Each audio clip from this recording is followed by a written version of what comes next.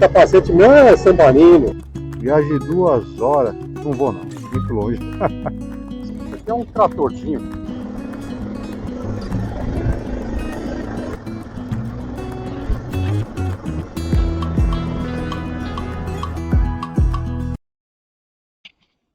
Beleza, pessoal? Bom, vou apresentar aqui minha motoca aqui de 10 anos já. 10 anos com ela. Mirage 650. Amor e ódio, o relacionamento dela com muitos proprietários, né? Essa moto aqui para mim foi o seguinte, comprei ela em 2014, né? E o primeiro ano com ela foi um aprendizado. Foi um aprendizado.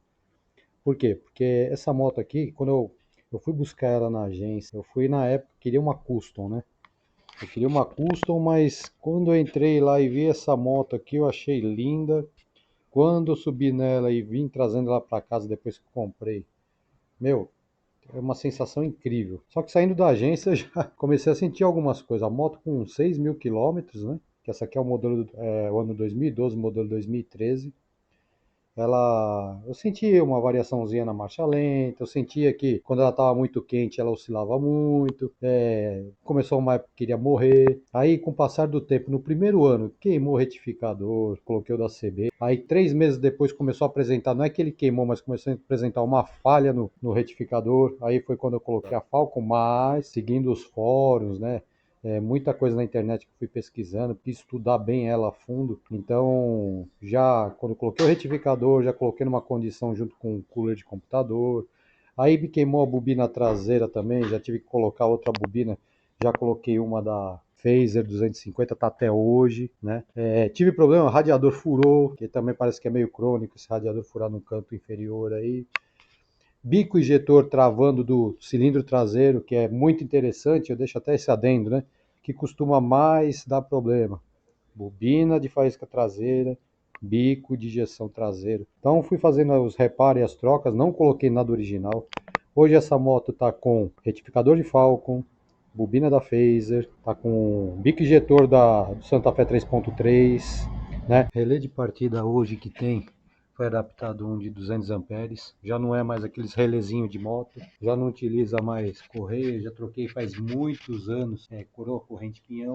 Válvula termostática, eu costumo fazer troca, o período é assim, eu gostaria de ter seguido 3 em 3 anos, já estou devendo trocar uma válvula termostática, já está na hora de eu trocar de novo, eu troco assim, por manutenção mesmo, né? Eu faço a troca da válvula termostática só por questão, não deixo sem, né? Muitos donos de Mirage aí que tira a válvula, né? Não, tudo bem, por mim eu respeito também tirar, até que ajuda o arrefecimento. Já troquei duas já. Faço trocas precoces da válvula termostática, mesmo se ela está em boas condições ou não, se ela estiver limpa ou não, sistema limpo ou não. Eu gosto de fazer a troca da válvula porque aí eu aproveito e dou uma olhada como é que está o sistema, se está com muita sujeira, se tá, né? E o meu sistema está sempre limpinho. Eu faço a troca da válvula, me permite dar uma olhada, né? Faço a troca da válvula e faço a troca do líquido junto. Meu tanque de combustível já teve problema de vazamento também, bem na região dos suportes, né?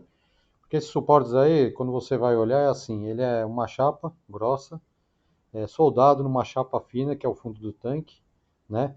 E quando você tem um tanque, tem o peso do tanque, aí quando você tem o combustível, tem o peso do tanque mais o combustível, e o ponto de apoio que tem é o suporte traseiro, suporte dianteiro, e nessa de ter vibrações, e quem sabe conhece solda, sabe o que é fazer uma solda numa chapa fina, né?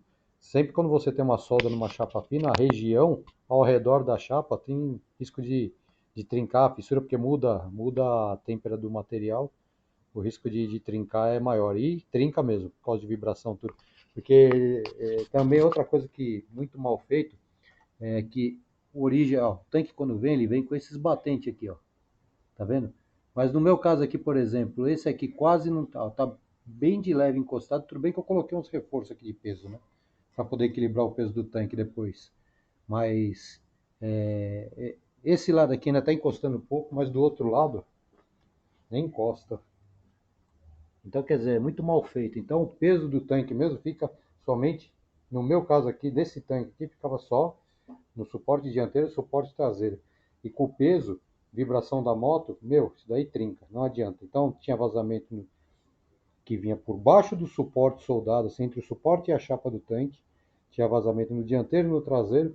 E eu resolvi isso daí soldando com estanho, usando soprador térmico e estanho. E fiz todo o contorno do suporte para poder acabar, o único jeito de acabar. Antes disso eu coloquei uns produtos que falava que prometia conter o gasolina, óleo, esse negócio aí, paguei caro. Às vezes eu tentava fazer uma vedação externa, talvez se eu tivesse feito interna aguentava. Mas graças a Deus eu não fiz, porque até mesmo a externa, quando eu começava a vazar que eu ia tirar, eu via que o material desmanchava. Eu via que tinha um risco. Então aquilo lá eu acho que não segurava a gasolina mesmo. Tinha alguns produtos que eu comprei dois diferentes, né? E esses dois produtos não segurou a gasolina. Então o que resolveu aqui no vazamento do tanque foi estanho, utilizando sapurador térmico, fazendo todo o perímetro dos suportes, fechei todo o perímetro dos suportes, acabou o problema de vazamento. O radiador foi feito pelo Valério, que quem é dos grupos de custom aí, sabe que ele faz um bom trabalho. Ele faz vários radiadores, ele faz um radiador de alumínio aí, excelente. Ele é tão bonito o radiador que às vezes não dá nem vontade de colocar o escudo. Mas aí depois de tudo isso que você troca, que você vê a moto agora tá andando, a moto tá boa, mas ainda de vez em quando ela esquentava, pô, tinha aquele negócio de dar uma variação na marcha lenta, tinha, né? Aquele negócio de às vezes você tá com ela há muito tempo na cidade, você tá pegando o trânsito, tudo, às vezes você vai sair de um farol, ela dava enroscadinha antes de sair, você tinha que acelerar um pouquinho mais. Mas na estrada era excelente. Na estrada, a moto, comportamento excelente depois dessas alterações que foi feita, né? Pois bem, aí tema de arrefecimento dela, o pessoal acha que é comum, às vezes, tem que ficar em 3 riscos, 3 palitos aqui no painel, né? Medição 3 a 4. Falam que é comum 3 a 4, tá boa. Cada um, eu escutava isso daí também e achava que era o certo, né? Era isso aí mesmo. Pois bem, aí 2 anos atrás, como eu ia falando, eu tomei um tiro na perna aí. Fui fazer um passeiozinho ali saindo daqui da Alto da Moca, mais ou menos a região. Peguei, fui lá até o Riacho Grande ali, né? E fui lá, fiquei lá um tempinho, fui no restaurante, saí voltando, eu ia pro Parque São Lucas. Quando cheguei no Parque São Lucas, aí minha esposa, no momento que eu encostei na frente da casa do meu cunhado, tomei um tiro disso aqui, né? Essa tampa saiu com líquido de arrefecimento, pegou minha perna aqui, fez uma bolha horrível e tal. Aí no dia seguinte eu fui ver direitinho o que aconteceu e tal. Essa mangueirinha que estava dobrada. Aí tudo bem, essa mangueira não pode dar dobrada, aí eu respiro. Esse reservatório aí é um reservatório que recebe o que é purgado do sistema de arrefecimento, quando esquenta demais, tá bom. Aí eu peguei, desdobrei e falei, tava dobrado, se não tivesse dobrado não tinha acontecido nada, mas só que tem um problema. Fiquei pensando, por que fica perdendo tanta pressão, tanto líquido de arrefecimento? É comum isso? Será que é certo ficar perdendo isso? Ficar acontecendo isso direto? Aquecer desse jeito esse motor? E aí, meu foco foi outro. Meu foco foi assim, eu tenho que melhorar o arrefecimento dessa moto. Eu acho que o arrefecimento não pode ser isso. Eu acho que quando chega no quarto palito aqui no medidor de temperatura, quando chega nesse momento, eu acho que a moto já está em outro range de temperatura, acima do que deve trabalhar. Aí eu fiquei com isso na cabeça, independente eu respeito quem acha que 3 e 4 a moto dele se comporta muito bem e tal, né? Mas eu não, eu quis bater em cima disso. Então o que eu fiz? A primeira ação já foi dada sozinha, né? Aquele radiador, que eu acho que a qualidade é muito ruim, é original, eu já coloquei um radiador de um muito bem construído de alumínio e tal, que a segunda ação tem que melhorar a ventilação. E às vezes eu ficava vendo quanto tempo demorava para ligar e desligar a ventoinha dessa moto aqui, e a moto free iniciando, liga a ventoinha, aí desliga, até o momento que ela não desliga mais, né? A ventoinha, o motor quando esquenta, chega uma hora que a ventoinha não desliga mais. Fiz esse teste com o escudo e sem o escudo. Sem o escudo já dava para ver a diferença na quantidade de vezes que ligava e desligava a ventoinha. Então eu falei, opa, então é porque tem uma restrição de resfriamento aí, feito pelo ar. Foi onde eu comecei um dos primeiros passos. Trocar radiador, depois enchi de furo aqui o escudo para ajudar o arrefecimento, para ajudar a tomada de ar no radiador. Que eu acho que a ação que foi mais definitiva foi essa aqui, ó. Vocês estão percebendo aí, ó? Eu instalei uma ventoinha auxiliar. Esse meu radiador aqui, ele tá com a ventoinha original e a ventoinha auxiliar, né? O que eu posso dizer com isso daí? Depois que eu instalei isso daí, eu vou ser muito sincero com vocês. A moto nunca mais passou de 3 palitos na temperatura. Quando eu uso muito na cidade essa moto. Eu acho que essa moto tem que ser uma moto versátil, não é? Não pode dizer que a moto, não, mas essa moto tem que só se dar bem na estrada, não. Tem que ser uma moto que você tem que rodar para qualquer lugar. com trânsito, dia quente, não importa. Essa moto tinha que ser uma moto, né? Para ser agradável, tem que ser uma moto que você saiba que tem que dar confiança, né?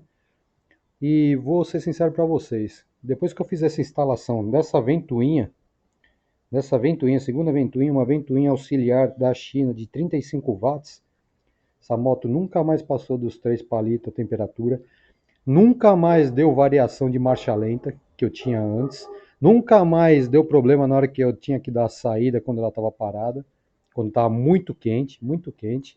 E outra coisa que nunca mais aconteceu, que era aquele problema lá que de sair pressão, vou até pegar esse pedaço do vídeo para completar o outro. Tá vendo? Não baixa mais o líquido de arrefecimento. Entendeu?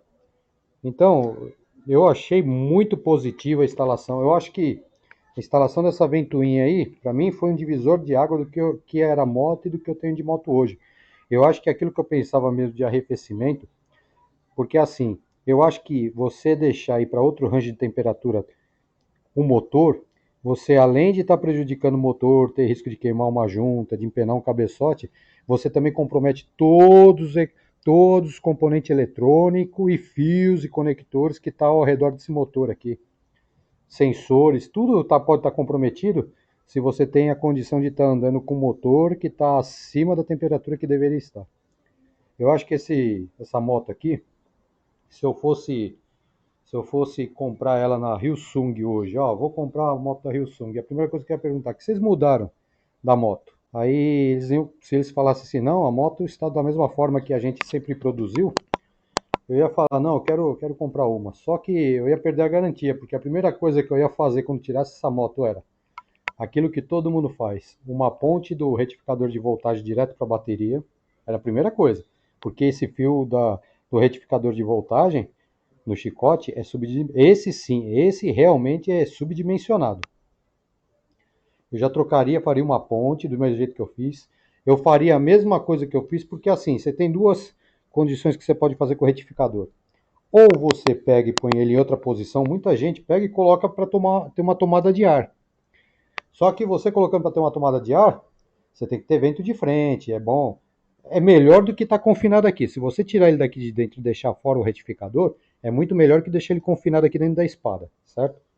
Só que, para mim, pensando, pô, mas se eu tiver parado no trânsito tal, então eu instalei um cooler de computador, que depois vai sair um videozinho que eu vou mostrar como é que eu fiz. Tinha 8 anos já, ó.